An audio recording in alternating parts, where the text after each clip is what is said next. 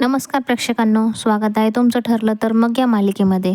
आजचा भाग खूपच गंमतदार ठरला, कारण आज सायलीने प्रियाला असा धडा शिकवला की घरातल्या सगळ्यांनाच मजा आली. एपिसोडच्या सुरुवातीला सायली प्रियाला जाब विचारताना दिसते.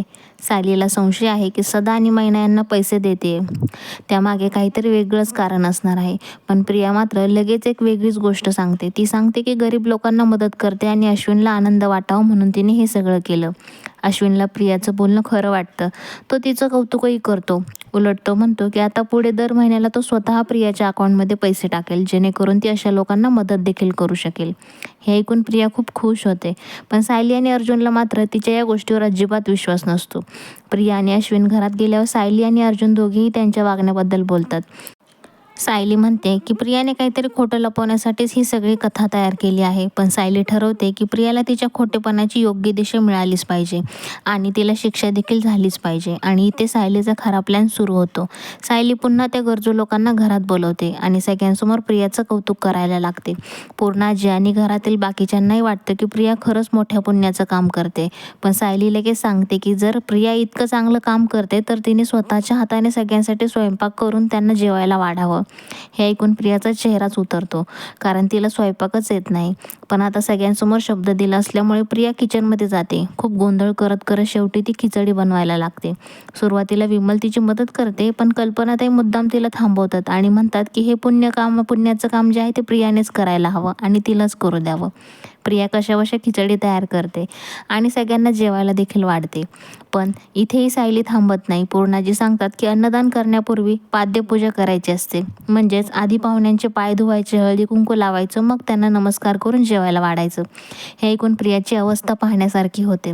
पण आता सगळ्यांसमोर असल्यामुळे तिला हे सगळं करावंच लागतं. ती प्रत्येकाच्या पायावर पाणी घालते, नमस्कार करते आणि सगळ्यांना जेवायला वाढते. घरातले सगळेजण हे पाहून मनातल्या मनात हसत असतात, कारण मागच्या वेळेला याच लोकांची प्रियाने अपमान केलेला असतो. आज मात्र परिस्थिती उलटी झाली आहे आणि तिलाच सगळं करावं लागतंय. या सगळ्या प्रकारानंतर रात्री सायली आणि अर्जुन पुन्हा प्रियाबद्दल चर्चा करत असतात. सायलीला अजूनही खात्री असते की सदा आणि मैना यांच्याशी प्रियाचा काहीतरी गुपित संबंध आहे. त्यामुळे ते दोघं ठरवतात की यामागचं सत्य शोधायचंच. दरम्यान अर्जुनला एक मेसेज येतो, ज्यामुळे त्याला काहीतरी महत्त्वाची माहिती मिळू शकते. थोडा विचार केल्यानंतर सायली आणि अर्जुनला आठवतं की एक बाई आहे जिथे तिने कधी काळी सदा आणि मैना यांच्याकडून मुलगी घेतली होती. त्यांना वाटतं की त्या बाईकडेच या सगळ्या रहस्याची किल्ली असू शकते. दुसऱ्या बाजूला घरात अस्मिताबद्दल चर्चा सुरू असते. तिची तब्येत, तिचं टेन्शन पाहून सायली एक वेगळाच सल्ला देते. ती म्हणते की अस्मितासाठी सगळ्यांनी थोडे दिवस सचिनशी नीट वागायला हवं. काहींना हा सल्ला पटतो तर काहींना अजिबात पटत नाही. पण सायलीचा उद्देश फक्त घरात शांतता ठेवण्याचा असतो.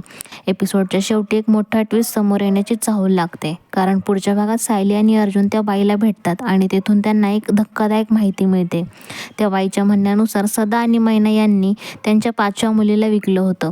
आणि पुढे जेव्हा सायली आणि अर्जुन त्या मुलीच्या शाळेत जातात तेव्हा त्यांना कळतं की ती स्वतः तन्वी म्हणते. ही खरं तर तन्वी नसून बबली सदाशिव लोखंडे आहे. म्हणजेच प्रियाचं खरं रूप उघड होण्याची वेळ आता जवळ आली आहे. पुढे काय होणार हे पाहणं खूपच इंटरेस्टिंग ठरणार आहे मित्रांनो. आता सायली आणि अर्जुन हे सत्य घरच्यांसमोर कसं आणणार आणि प्रियाचं खरंच सगळ्यांसमोर कसं एक्सपोज करणार खरं रूप, हे बघणं खूपच इंटरेस्टिंग असणार आहे.